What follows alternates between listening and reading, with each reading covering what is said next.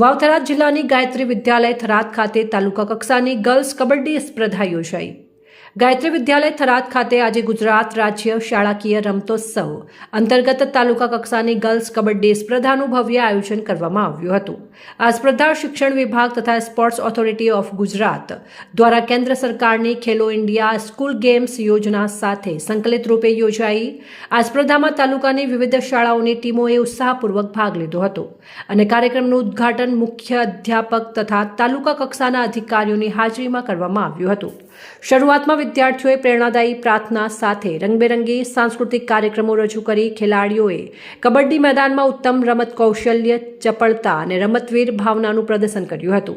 પ્રાથમિક રાઉન્ડથી જ અનેક રસપ્રદ મુકાબલા જોવા મળ્યા।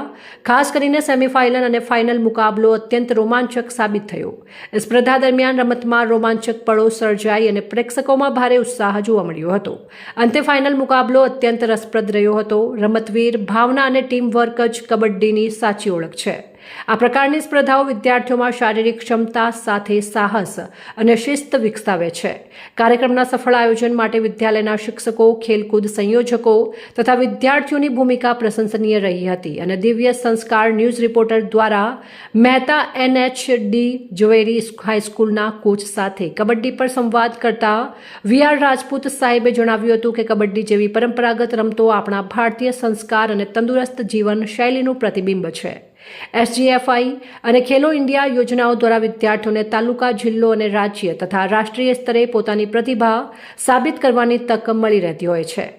અહેવાલ વિષ્ણુ ચૌહાણ, ધીમા।